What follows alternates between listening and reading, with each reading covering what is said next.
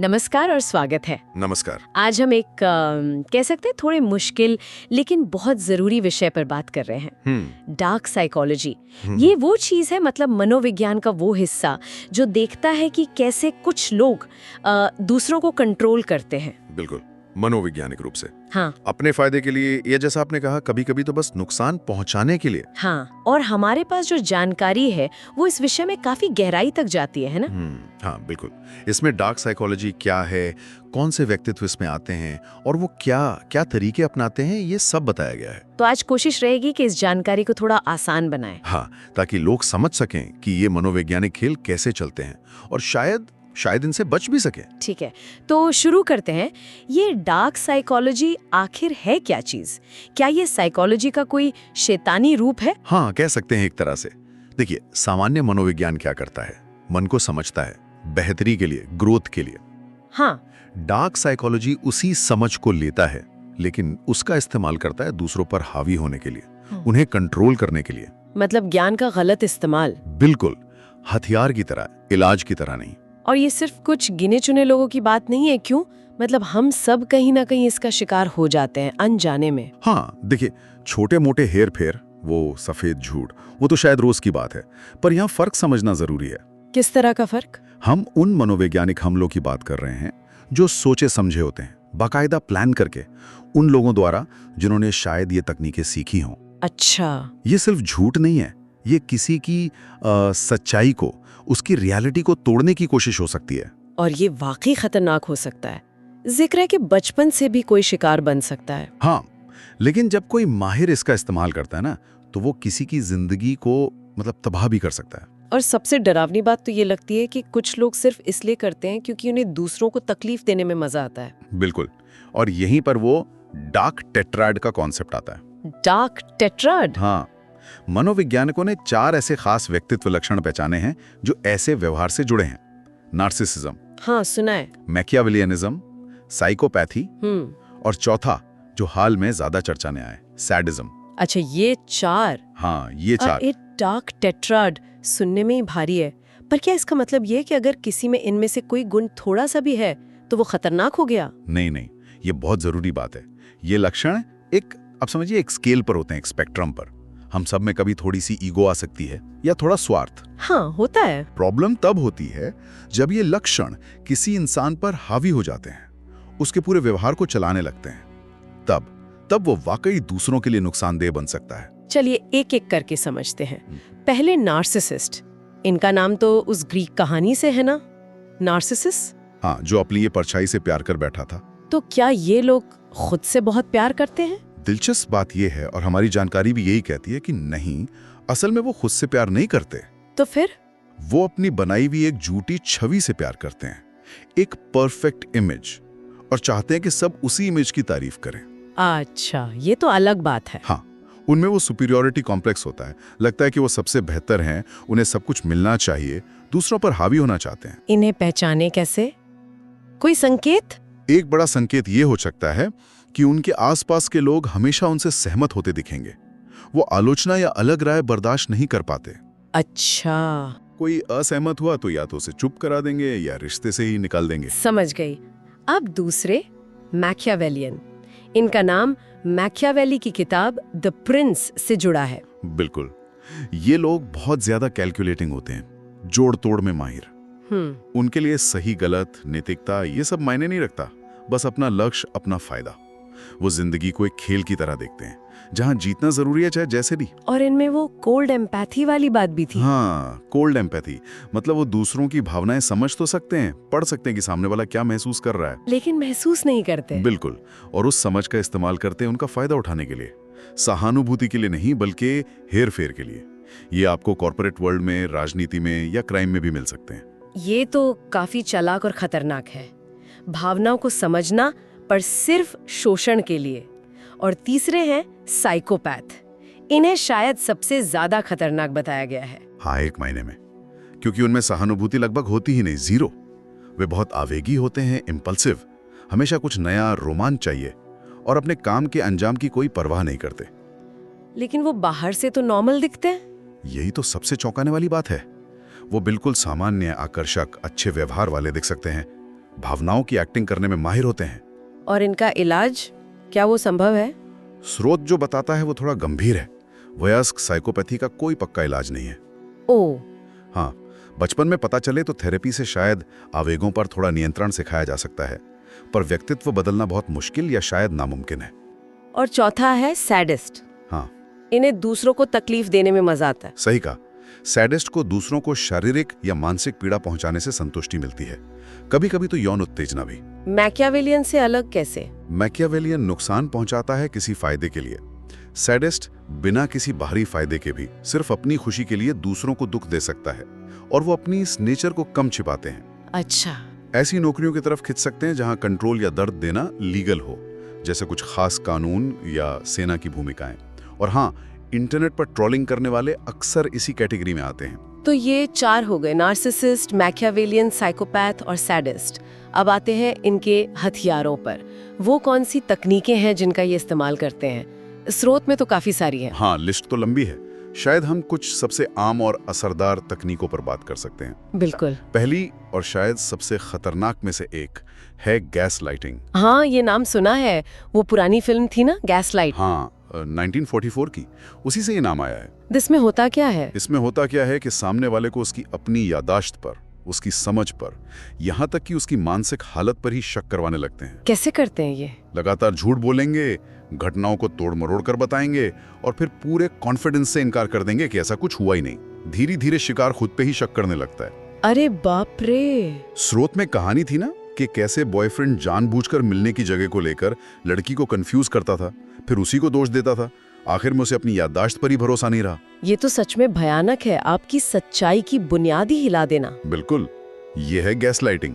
और दूसरी तकनीक है आइसोलेशन, मतलब अकेला कर देना। हाँ, ये बहुत कॉमन है।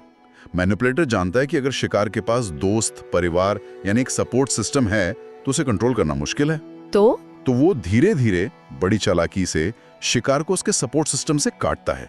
सीधे मना नहीं करेगा, पर झगड़े करवा देगा, ड्रामा करेगा या शिकार को इतना उलझा देगा कि वो खुद ही सबसे दूर हो जाए, ताकि वो पूरी तरह उन पर निर्भर हो जाए। एग्जैक्टली। और फिर है लव बॉम्बिंग और डिवैल्यूएशन। ये क्या है?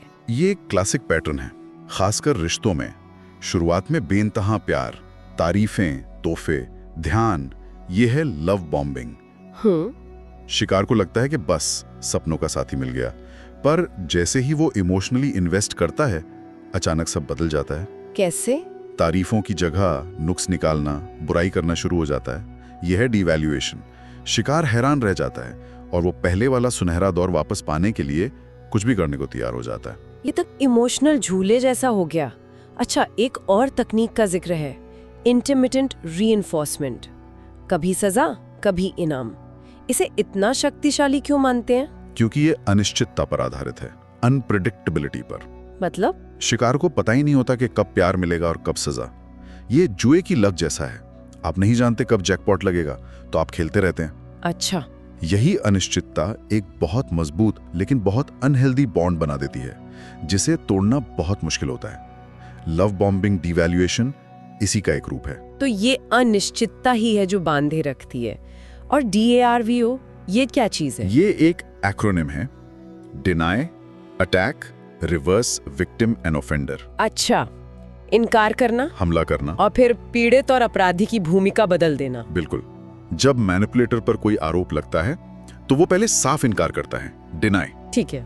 फिर वो आरोप लगाने वाले पर ही हमला बोल देता है, अटैक, उसके कैरेक्टर पर, उसकी नीयत पर। और आखिर में वो खुद को बेचारा पीड़ित दिखाता है और आरोप लगाने वाले को ही अपराधी बना देता है, रिवर्स, विक्टिम एंड ऑफेंडर। ये बचने का बहुत असरदार तरीका है, क्योंकि ये मुद्दे को ही भटका देता है। समझ गई। इनकार करो, हमला करो और खुद विक्टिम बन जाओ। वाह। अच्छा, इन तकनीकों के अलावा क्या कुछ और रेड फ्लैग्स हैं जिन पर ध्यान देना चाहिए? बातचीत के तरीके में। हाँ है। जैसे बातचीत में सीधे कैरेक्टर पर अटैक करना, तुम तो हो ही ऐसे। हाँ, ये होता है। हमेशा, कभी नहीं जैसे शब्दों का बहुत ज्यादा इस्तेमाल। पुरानी गैर जरूरी बातें बार बार उठाना। रिश्ता छोड़ने की धमकी देना या खुद को नुकसान पहुंचाने की धमकी देना, या फिर तब तक बहस करना जब तक आप थक कर हार न मान लें। और वो दोहरा मापदंड वाली बात। हाँ, वो बहुत बड़ा संकेत है। उनके लिए नियम अलग, आपके लिए अलग। तो सवाल ये है कि कौन बनता है इनका आसान निशाना? क्या कुछ खास तरह के लोग होते हैं? हाँ, स्रोत के मुताबिक कुछ लोग ज्यादा वल्नरेबल होते हैं। सबसे पहले एम्पैथ। एम्पैथ यानी जो बहुत ज्यादा सहानुभूति रखते हैं। बिल्कुल, जो दूसरों की भावनाओं को बहुत गहराई से महसूस करते हैं, मदद करना चाहते हैं, दूसरों में अच्छाई ढूंढते हैं। नार्सिसिस्ट जैसे लोग इनकी तरफ चुंबक की तरह खिंचते हैं। क्यों? क्योंकि उन्हें पता होता है कि एम्पैथ उन्हें समझने की, माफ करने की ज्यादा कोशिश करेंगे। ये तो बड़ी अजीब बात है कि दूसरों की परवाह करना ही आपको खतरे में डाल सकता है। हाँ, विडंबना है। और कौन? जिनका आत्मसम्मान कम हो, जो शायद अंदर से मानते हों कि वो अच्छे व्यवहार के लायक ही नहीं है। पीपल प्लीजर भी। जो सबको खुश रखना चाहते हैं। हाँ, जो टकराव से बचने के लिए अपनी जरूरतें छोड़ देते हैं। और वो लोग जो जिंदगी में किसी मुश्किल दौर से गुजर रहे हों, जैसे तलाक, नौकरी छूटना, कोई अपना चला गया हो, क्योंकि उस समय इंसान इमोशनली ज्यादा कमजोर होता है। और एक दिलचस्प बात, सफल लोग जिनमें इम्पोस्टर सिंड्रोम होता है, जिन्हें लगता है कि वो अपनी सफलता के लायक नहीं। हाँ, वो भी निशाना बन सकते हैं। अब सबसे जरूरी सवाल, खुद को बचाएं कैसे? ये मनोवैज्ञानिक सुरक्षा कैसे बनाएं? सबसे पहला और शायद सबसे जरूरी कदम है अपनी गट फीलिंग पर भरोसा करना, अपने इंट्यूशन पर। मतलब अंदर की आवाज सुनना। हाँ, अगर किसी के आसपास आपको लगातार अजीब लगे, टेंशन हो, कंफ्यूजन हो, तो उस फीलिंग को इग्नोर मत कीजिए। आपका मन, आपका शरीर आपको कुछ बताने की कोशिश कर रहा है। ठीक है। और दूसरा, चीजों को नोट करना, डॉक्यूमेंट करना, खासकर अगर गैसलाइटिंग का शक हो। जैसे डायरी लिखना। हाँ, जरूरी बातें, घटनाएं, तारीखें सब लिख कर रखें। मैसेजेस, ईमेल्स सेव करें। जब आपके पास फैक्ट्स का रिकॉर्ड होता है ना, तो कोई आपकी रियलिटी पर आसानी से सवाल नहीं उठा सकता। ये तो गैसलाइटिंग का सीधा जवाब हुआ। और लोगों से जुड़ाव। अपना सपोर्ट नेटवर्क, दोस्त, परिवार, उसे मजबूत रखिए। मैनिपुलेटर कोशिश करेगा आपको अकेला करने की। किसी को भी खुद को अपने लोगों से दूर मत करने दीजिए। अपनी बातें भरोसेमंद लोगों से शेयर कीजिए। और सीमाएं तय करना। बाउंड्रीज बहुत जरूरी, बहुत ज्यादा। साफ तय करें कि आपके लिए क्या ठीक है और क्या नहीं। और सिर्फ तय करना काफी नहीं है, उन्हें लागू करना भी जरूरी है। मतलब अगर कोई आपकी बाउंड्री लांघे तो उसका नतीजा होना चाहिए। और नहीं कहना सीखिए। हाँ, ये मुश्किल होता है कई लोगों के लिए। बिल्कुल, नहीं अपने आप में पूरा जवाब है। उसके लिए सफाई देने की जरूरत नहीं होती। ये बात ध्यान रखने वाली है। इसके अलावा वो लव बॉम्बिंग जैसी चीजों को पहचानना। अगर कोई रिश्ता शुरू में ही बहुत ज्यादा तेज, इंटेंस और एकदम परफेक्ट लग रहा हो, तो थोड़ा रुकिए, सोचिए। स्वस्थ रिश्ते धीरे धीरे बनते हैं। और सबसे बड़ी बात, अपनी पहचान को जानिए। आप कौन हैं, आपके मूल्य क्या हैं, आपकी जरूरतें क्या हैं। जिसे अपनी पहचान पता होती है ना, उसे बहकाना मुश्किल होता है। और अगर किसी को लगे कि वो फंस चुका है किसी ऐसे रिश्ते में या सिचुएशन में, तब क्या करें? पहला कदम तो वही मानना कि हाँ, मेरे साथ हेर फेर हो रहा है। ये मुश्किल होता है पर जरूरी है। इनकार करने से कुछ नहीं होगा। और फिर एक तकनीक है ग्रे रॉक, उसे अपनाने की कोशिश कर सकते हैं।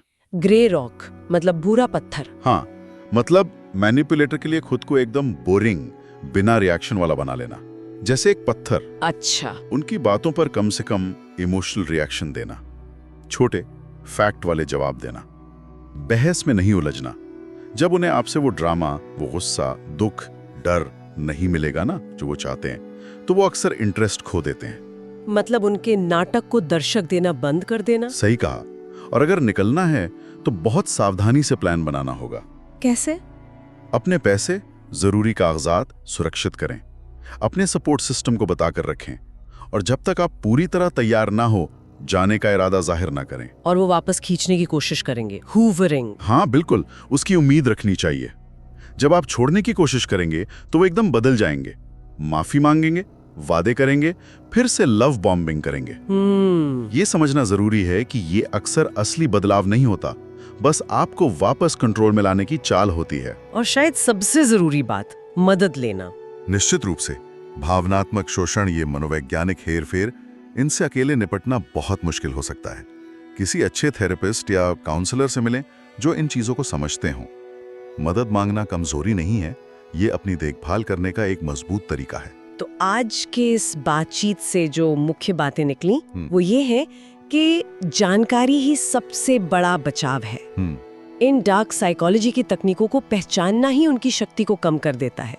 अपनी गट फीलिंग पर भरोसा करना, सपोर्ट सिस्टम बनाए रखना, सीमाएं तय करना और उन्हें लागू करना, और किसी को भी आपकी सच्चाई पर सवाल उठाने न देना, ये कुछ जरूरी बातें हैं। और ये याद रखना भी बहुत जरूरी है कि अगर कोई इसका अनुभव कर रहा है तो ये उसकी गलती नहीं है। कोई भी शिकार बन सकता है और मदद मौजूद है। बिल्कुल। जाते जाते एक सवाल छोड़ जाते हैं सबके लिए, जो हमारी जानकारी से ही निकला है। हाँ, जरा सोचिए, अगर समाज में, हमारे स्कूलों में, दफ्तरों में इन तकनीकों के बारे में जागरूकता बढ़े तो क्या होगा? क्या इससे हेर फेर करने वालों की शक्ति कम होगी? क्या उनके लिए अपना खेल खेलना मुश्किल हो जाएगा?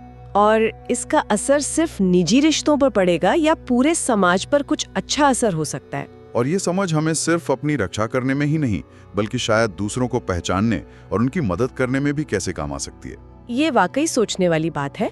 उम्मीद है आज की ये बातचीत जानकारी भरी और उपयोगी रही होगी। उम्मीद तो यही है। अगली बार फिर मिलेंगे एक नए विषय के साथ। धन्यवाद। धन्यवाद।